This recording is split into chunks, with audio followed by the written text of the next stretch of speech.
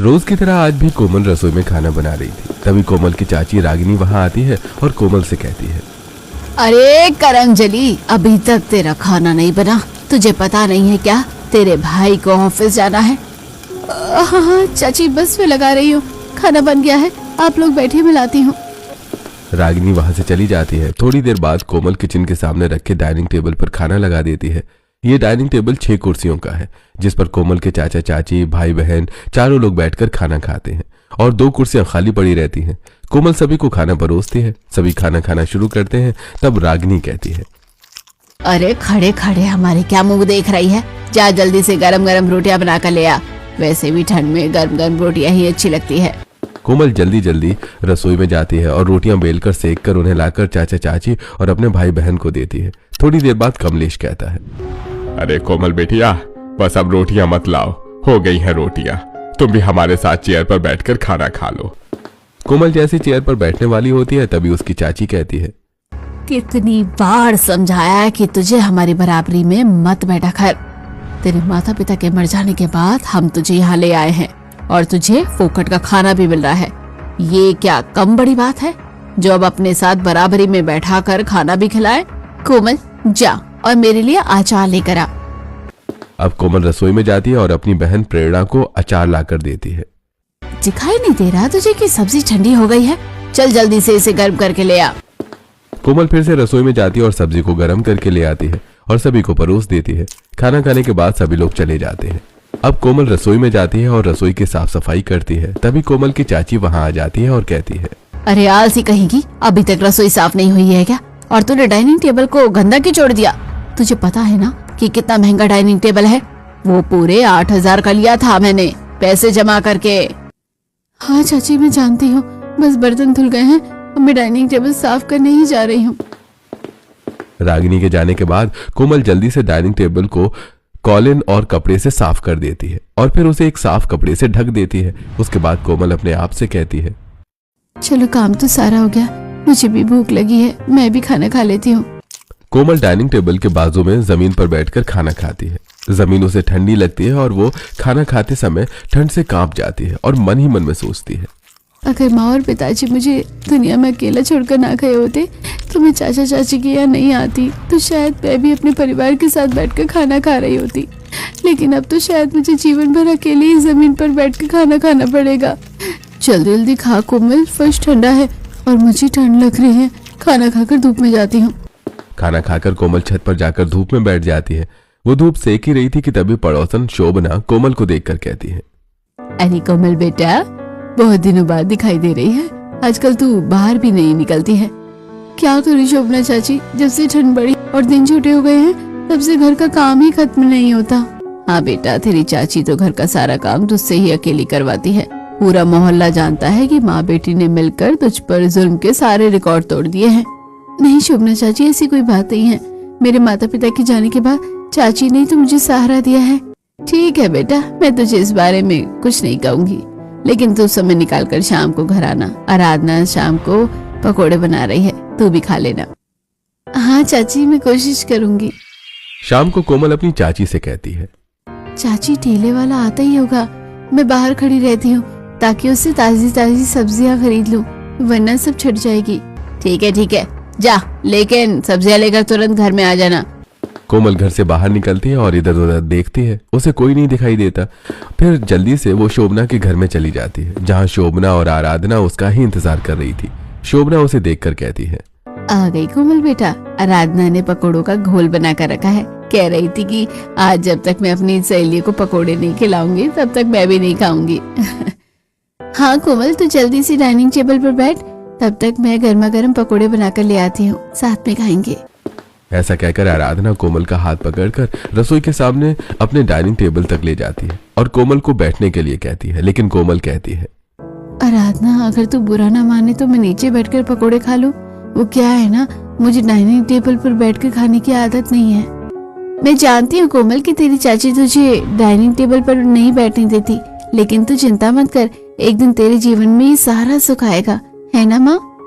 हाँ, और नहीं तो क्या, तू यही डाइनिंग टेबल पर बैठ। अब कोमल डाइनिंग टेबल पर बैठ जाती है। आराधना रसोई में जाती है और जल्दी जल्दी गरम गरम पकौड़े बनाकर लेकर आती है और वो साथ बैठकर खाती है। कोमल डाइनिंग टेबल पर पकौड़े खाते हुए कहती है, चाची ये सब तो मेरे जीवन में है ही नहीं। मुझे तो सबको गर्म गर्म खाना बनाकर देना पड़ता है और अंत में जमीन पर बैठकर खाना खाना पड़ता है।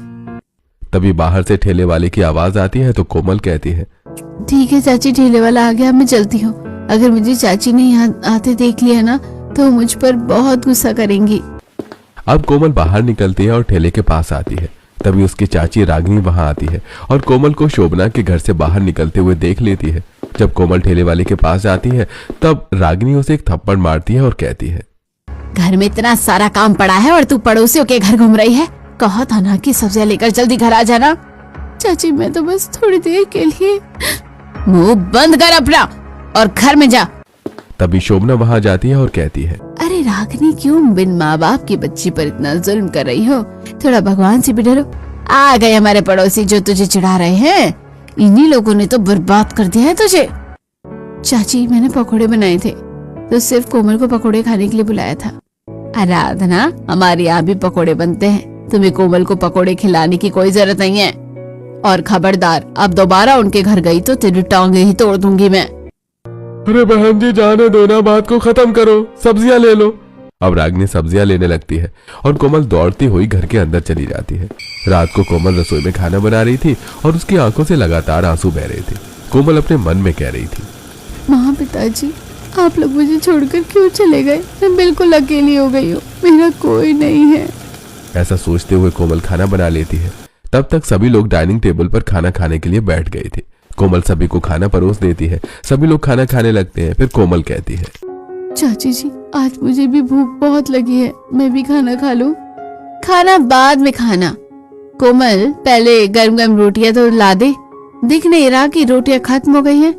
अब कोमल जल्दी से रसोई में रोटियां सेकने जाती है और गरम गरम रोटियां बनाकर लाकर सभी को दे देती है। फिर रागिनी कहती है, कोमल ये दाल बिल्कुल ठंडी हो गई है, तू लेकर जा, उसमें फिर से तड़का लगा कर लेकर आ।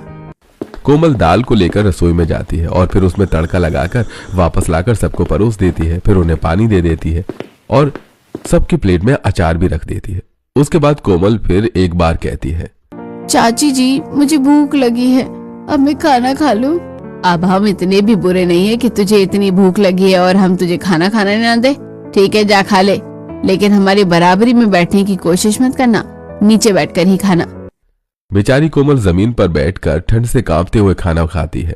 थोड़ी देर बाद डोरबेल बजती है तो रागिनी कहती है, देख क्या रही है, जल्दी जाकर दरवाजा खोल। कोमल खाना छोड़कर उठ जाती है और जाकर दरवाजा खोलती है तो दरवाजे पर मिसेस मेहरा खड़ी थी। कोमल उन्हें अंदर बुलाकर लाती है। तब रागिनी उन्हें देखकर कहती है, अरे आओ आओ मिसेस मेहरा, हमारे साथ खाना खा लो, अच्छे समय पर आई हो। कोमल बेटा इन्हें भी जरा खाना लगा दो। अब कोमल मिसेस मेहरा को भी खाना लगा देती है। सभी लोगों के जाने के बाद कोमल खाना खाकर उठती है तो डाइनिंग टेबल साफ करती है, फिर उसे कपड़े से ढक देती है। ऐसी समय बीत रहा था। एक दिन कोमल बाजार से सब्जियां लेकर लौट रही थी, तभी कार से आ रहे करण ने कोमल को टक्कर मार दी। कोमल गिर जाती है। करण और साधना दोनों कार से उतरकर नीचे आते हैं। तभी साधना कहती है, अरे बेटा तुझे लगी ही तो नहीं? माँ जी लगी तो है, लेकिन अब जाने दीजिए। ऐसा कहकर कोमल खड़ी होती है और अपनी सब्जियां उठाती है। फिर वो आगे बढ़ जाती है।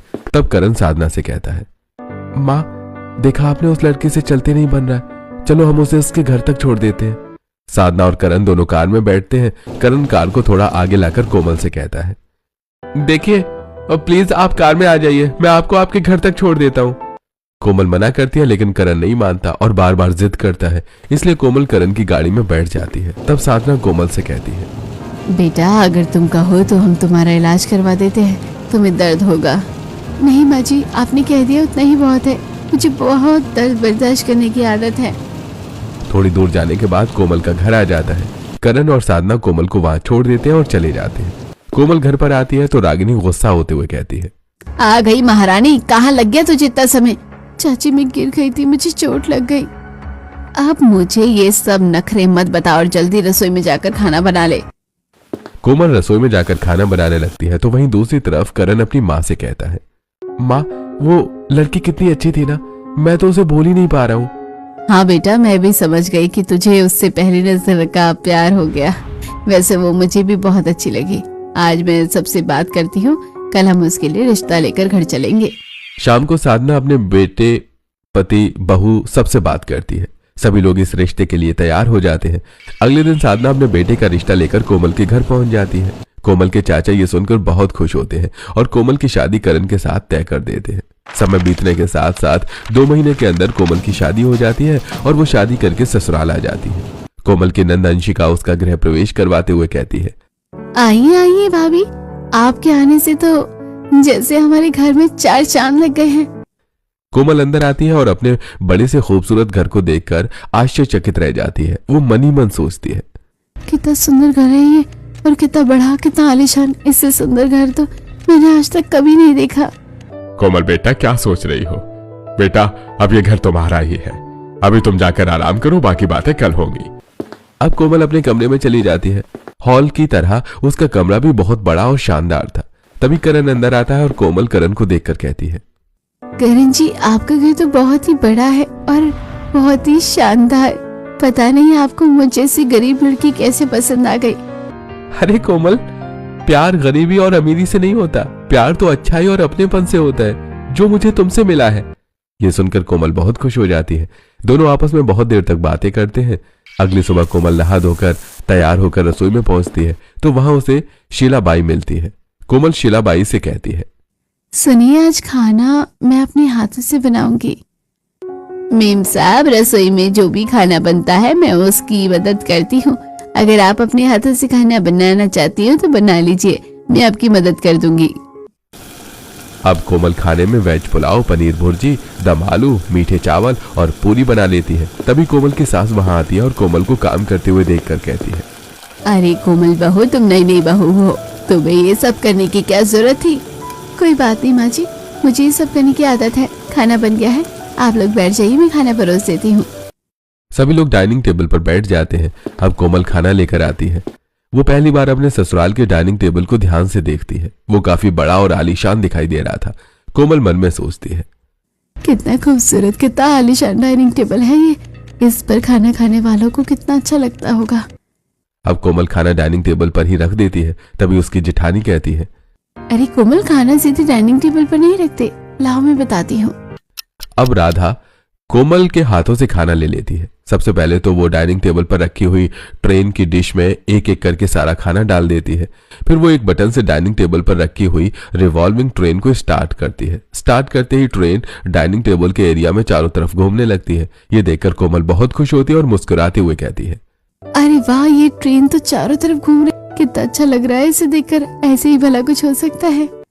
थोड़ी देर देखने के बाद कोमल कहती है, जेठानी जी, अब ट्रेन को रोक दीजिए ताकि मैं आप सभी को खाना सर्व कर सकूं।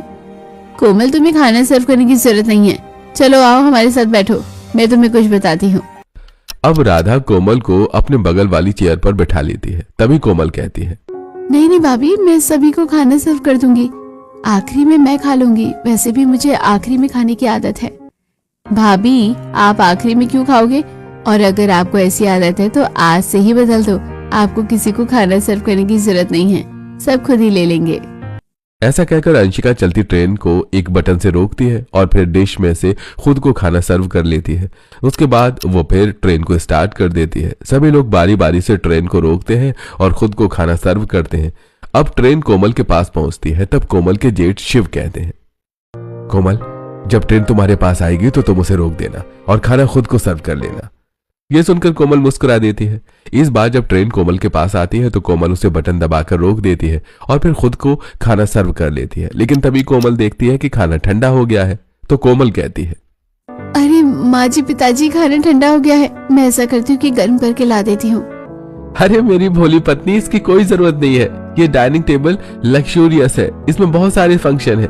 ये जो तुम्हारे सामने रिमोट रखा है, उसकी थर्ड बटन को प्रेस करो, खाना अपने आप गर्म हो जाएगा। ये सुनकर तो कोमल के जैसे होश उड़ जाते हैं। वो रिमोट को उठाती है और बटन प्रेस करती है तो ट्रेन में रखा खाना अपने आप गर्म हो जाता है। तभी कोमल कहती है, अरे वाह, खाना तो अपने आप ही गर्म हो गया, लेकिन रोटियां तो गर्म नहीं होंगी। मैं ऐसा करती हूँ कि रोटी गर्म गर्म बनाकर ला देती हूँ। नहीं कोमल, तुम्हें रोटियां गर्म करने की जरूरत नहीं है। इसी रिमोट की चौथी बटन दबाने से रोटियां भी अपने आप गर्म हो जाती हैं। कोमल बहुत खुश होती है और रिमोट की चौथी बटन दबाती है तो रोटियां अपने आप गर्म हो जाती हैं। अब कोमल रोटियां निकाल लेती है और ट्रेन को फिर से चला देती है। सभी लोग अपने अपने पास ट्रेन रोक कर उसमें से रोटियां निकाल लेते हैं और खाना खाने लगते हैं। खाना खाकर कोमल के ससुर कहते हैं, कोमल बहू, हमारा डाइनिंग तो लग्जूरियस है ही, लेकिन इतना स्वादिष्ट खाना खाकर यह डाइनिंग टेबल आज और भी ज्यादा लग्जूरियस लग रहा है। दीपक के बाद एक एक करके सभी लोग कोमल के खाने की तारीफ करते हैं। सभी का खाना हो जाता है तब कोमल कहती है, रुकिए, मैं आप लोगों के साथ धुलाने के लिए पानी लेकर आती हूँ। अरे कोमल, इसकी कोई जरूरत नहीं है, रुको मैं तुम्हें बताता हूँ। ऐसा कहकर करण रिमोट का एक बटन दबाता है जिससे डाइनिंग टेबल से टिश्यू पेपर बॉक्स बाहर निकलता है। सभी लोग टिश्यू पेपर से अपने हाथ साफ करते हैं और फिर डाइनिंग टेबल से उठकर चले जाते हैं। अंत में राधा कोमल से कहती है, अरे कोमल, सब लोग तो चले गए, तुम भी चलो। राधा भाभी आप जाइए, मैं डाइनिंग टेबल को साफ करके आती हूँ। ये dining table automatic cleaning mode के साथ जाता है। अच्छा रुको, मैं तुम्हें दिखाती हूँ। अब राधा ने एक बटन दबाया और डाइनिंग टेबल ऑटोमेटिकली साफ हो गया और उसका सारा कचरा उसी से बाहर निकले एक डस्टबिन में चला गया। ये देखकर कोमल बहुत खुश हो जाती है। फिर राधा कहती है, कोमल, मुझे पता है कि तुम्हारे मायके में तुमने कभी खुशी नहीं देखी, लेकिन अब तुम चिंता मत करो, तुम्हारे हिस्से की सभी खुशियां तुम्हें यहाँ जरूर मिलेंगी। ये सुनकर कोमल राधा को गले से लगा लेती है। ऐसे ही समय बीतता है और कोमल खुशी खुशी अपने ससुराल में रहने लगती है। एक दिन कोमल की सास उससे कहती है, कोमल, तुम्हारे मायके से फोन आया था, तुम्हारी छोटी बहन की शादी तय हो गई है और आज तुम्हारे घर वाले हमें निमंत्रण देने यहाँ आ रहे हैं, तो तुम उनके खाने पीने और नाश्ते की तैयारियां कर लेना। क्या सच में माँ जी, मेरे घर वाले आ रहे हैं? आज मैं उनके लिए उनकी पसंद का खाना बनाऊंगी। ऐसा कहकर कोमल बहुत खुश होती है और रसोई में जाकर अलग अलग तरह की डिश बनाने लगती है। तब शीलाबाई कहती है, मीम साहब आज तो बहुत खुश है, कुछ खास है क्या? हाँ शीलाबाई, आज शादी के बाद पहली बार मेरे मायके वाले घर आ रहे हैं, इसलिए मुझे बहुत खुशी हो रही है। आप जल्दी से मुझे वो पनीर दो, अभी मुझे पनीर भुर्जी, कुलचे नान, पराठा और पूरी भी बनानी है। कोमल खुशी खुशी सारा खाना बना लेती है। शाम हो जाती है और कोमल के मायके वाले घर आते हैं। कोमल उनसे मिलकर बहुत खुश होती है। सभी लोग हॉल में बैठकर नाश्ता करते हैं। उसके बाद कोमल कहती है, चाचा जी, चाची जी, खाना तैयार है, चलिए आप लोग खाना खा लीजिए। लगता है तो भूल गई है कोमल कि हम गर्म खाना खाते हैं। तूने पहले से ही खाना तैयार करके रख लिया है तो खाना ठंडा हो गया होगा। अरे नहीं नहीं चाची जी, ऐसी कोई बात नहीं है, मुझे याद है। आप चलिए तो आपको खाना गर्म ही मिलेगा। अब कोमल अपने चाची, चाचा और अपने भाई बहन के साथ डाइनिंग टेबल के पास आती है और डाइनिंग टेबल देखकर कोमल के मायके वाले हैरान रह जाते हैं। तभी प्रेरणा अपनी माँ से कहती है, ओह गॉड, ये डाइनिंग टेबल तो कितना सुंदर है और इतना बड़ा है। मैंने अपनी जिंदगी में इतना सुंदर डाइनिंग टेबल कभी नहीं देखा। कोमल सभी को बैठा देती है। सब लोग बैठ जाते हैं। तब रागिनी कहती है, अरे कोमल, तुमने हम सभी को डाइनिंग टेबल पर बैठा दिया, अब तुम्हारे ससुराल वाले कहाँ बैठेंगे? चाची जी आप चिंता मत कीजिए, मैं बताती हूँ। ऐसा कहकर कोमल डाइनिंग टेबल का रिमोट उठाती है और बटन दबाते ही डाइनिंग टेबल खुलकर बड़ा हो जाता है और फिर कोमल अपने ससुराल वालों को डाइनिंग टेबल पर बैठा देती है। ये देखकर कोमल के मायके वाले हैरान रह जाते हैं। तभी शीलाबाई वहां खाना ले आती है। कोमल शीलाबाई के हाथों से खाना लेती है और डाइनिंग टेबल पर रख के ट्रेन में डाल देती है। तब प्रेरणा कहती है, कोमल चलो अब जल्दी जल्दी हम सभी को खाना सर्व कर दो। अरे प्रेरणा, कोमल को खाना सर्व करने की जरूरत नहीं है, खाना खुद ही आपके पास आ जाएगा। राधा कैसे कहती ही कोमल एक बटन दबाती है जिससे ट्रेन चलने लगती है और जैसे वो ट्रेन प्रेरणा के पास जाती है तो कोमल ट्रेन रोक देती है और कहती है, प्रेरणा खाना खा लो। प्रेरणा फटी फटी आंखों से ये सब कुछ देख रही थी। वो खाना ले लेती है। कोमल फिर से ट्रेन चला देती है। ट्रेन एक एक करके सभी के पास रुकती है और सभी लोग खाना ले लेते हैं। तब कोमल कहती है, चाचा जी, चाची जी, मुझे पता है कि आप लोग गर्म खाना खाते हैं, मैंने हीटिंग मोड ऑन कर दिया है, खाना गर्म ही रहेगा। ये सुनकर कोमल के चाचा, चाची, भैया और उसकी बहन हैरान रह जाते हैं। फिर सभी लोग खाना खाने लगते हैं। तभी डोरबेल बजती है। तब रागिनी कहती है, अरे कोमल, लगता है दरवाजे पर कोई है, जाकर दरवाजा तो खोलो। बहन जी आप क्यों परेशान हो रही हैं? दरवाजा खोलने के लिए कोमल को उठने की जरूरत नहीं है। कोमल, रिमोट का बटन दबाकर दरवाजा तो खोलो। कोमल मुस्कुराती है और रिमोट का बटन दबाकर दरवाजा खोल देती है। दरवाजे पर माली था। वो अंदर जाकर ताजे फूल रखकर वापस चला जाता है और कोमल दरवाजा ऑटोमेटिकली बंद कर देती है। ये देखकर कोमल के मायके वाले काफी हैरान थे। फिर सब लोग खाना खाने लगते हैं। तब प्रकाश कहता है, कोमल, खाना सचमुच बहुत टेस्टी था, लेकिन अब टिश्यू दे दो ताकि हम अपने हाथ साफ कर लें। ये सुनकर कोमल रिमोट का एक बटन दबाती है जिससे सभी के सामने टिश्यू बॉक्स खुल जाता है। सभी लोग टिश्यू ले लेते हैं और अपना हाथ साफ करने के बाद सभी लोग डाइनिंग टेबल से उठकर हॉल की तरफ जाने लगते हैं। जाते जाते प्रेरणा पलट कर देखती है और मन में सोचती है, जो भी हो, इस डाइनिंग टेबल में कितने भी फंक्शन हो, लेकिन खाना खाने के बाद आखिरी में सफाई तो इस कोमल को ही करनी पड़ेगी, हमेशा की तरह। लेकिन तभी प्रेरणा देखती है कि कोमल ने एक बटन दबाया जिससे डाइनिंग टेबल ऑटोमेटिकली साफ होने लगा। सारा कचरा साफ होकर डस्टबिन में जाने लगा और अपने आप ही एक क्लीनिंग जेल निकला जो डाइनिंग टेबल पर बिखर गया और फिर ऑटोमेटिकली डाइनिंग टेबल पर ब्रश चला और डाइनिंग टेबल साफ हो गया। साथ ही वो श्रिंक होकर छोटा भी हो गया। शीलाबाई आई और कचरे का डिब्बा लेकर चली गई। ये देखकर प्रेरणा हैरान रह गई और वो चुपचाप हॉल में चली गई। अंत में सभी ने बैठकर कॉफी पी और अपने घर लौट आई। अगले दिन सुबह प्रेरणा अपनी माँ से कहती है, माँ, उस 2 कौड़ी की कोमल के पास इतना महंगा डाइनिंग टेबल है, मुझे वो डाइनिंग टेबल बहुत पसंद आ गया है। माँ, आप मुझे दहेज में कुछ मत दीजिए, लेकिन वो डाइनिंग टेबल दे दीजिए। मैं बता देती हूँ, जब तक मुझे वो डाइनिंग टेबल नहीं मिलेगा तब तक मैं शादी नहीं करूंगी। तभी वहां प्रेरणा के पिताजी आ जाते हैं और ये सब सुनकर कहते हैं, अरे प्रेरणा, कैसी बातें कर रही हो? वो डाइनिंग टेबल तो बहुत महंगा आएगा, हम इतना महंगा डाइनिंग टेबल अफोर्ड नहीं कर सकते। तभी प्रकाश भी वहां आ जाता है और कहता है, और प्रेरणा, तुम ये भी तो देखो कि आज उसकी किस्मत में वो डाइनिंग टेबल आया है। इससे पहले तो हमने कभी उसे अपने डाइनिंग टेबल पर बैठने भी नहीं दिया था। वो बेचारी जमीन पर बैठकर ही खाना खाती थी, और आज अगर ठंड में जमीन पर बैठकर खाना खाने वाली बेटी को लग्जूरियस डाइनिंग टेबल मिला है तो हमें खुशी होनी चाहिए। सभी लोगों की बातें सुनकर प्रेरणा गुस्सा हो जाती है। शाम हो गई थी लेकिन प्रेरणा ने अब तक खाना नहीं खाया था। रागिनी शाम को प्रेरणा के कमरे में जाती है और उसे खाना देते हुए कहती है, प्रेरणा, तू चिंता मत कर, वो डाइनिंग टेबल कितना भी महंगा हो, लेकिन मैं तेरे लिए उसे जरूर खरीदूंगी। अब तो खाना खा ले। रागिनी की बात सुनकर प्रेरणा मुस्कुरा देती है और खाना खा लेती है। अगले दिन से रागिनी उसी तरह के डाइनिंग टेबल का पता करती है, ऑनलाइन सर्च करती है और ऑफलाइन भी दुकानों पर जाकर देखती है।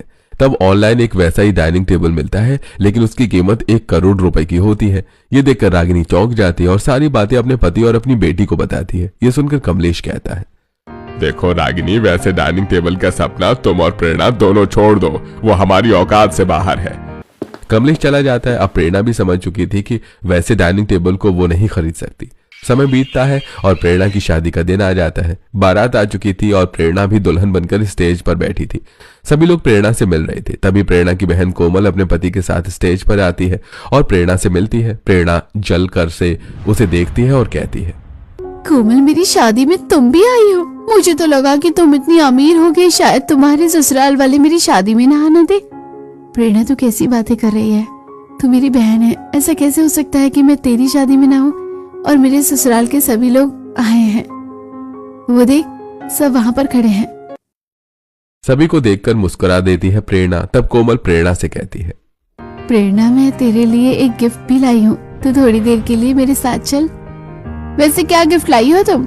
तू चल तो सही, मैं तुझे दिखाती हूँ। ऐसा कहकर कोमल प्रेरणा का हाथ पकड़कर थोड़ी दूर पर ले जाती है। प्रेरणा देखती है कि वहां बिल्कुल वैसा ही डाइनिंग टेबल रखा हुआ है जैसे कोमल के घर पर था। प्रेरणा खुशी से उछल पड़ती है और कहती है, कोमल, क्या सचमुच तू ये डाइनिंग टेबल मेरे लिए लाई है?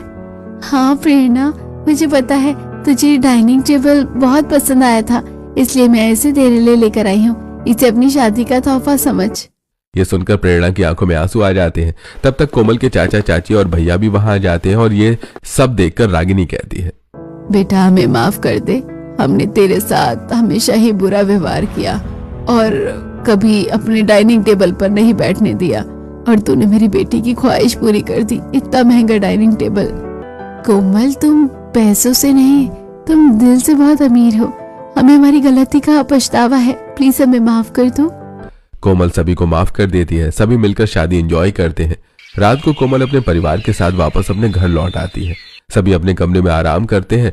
कोमल भी अपने कमरे में जाती है। तब करण उससे कहता है, कोमल, मुझे पता है कि तुमने पार्टी में अच्छी तरह खाना नहीं खाया और तुम्हें भूख लग रही है। हाँ, बात तो आप सही कहते हैं, लेकिन आपको कैसे पता? अरे मैम साहब, हस्बैंड हूं मैं आपका, सारी खबर रहती है मुझे।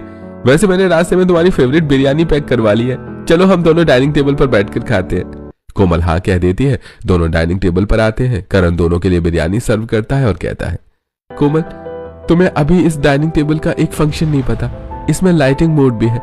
चलो हम कैंडल लाइट डिनर करते हैं।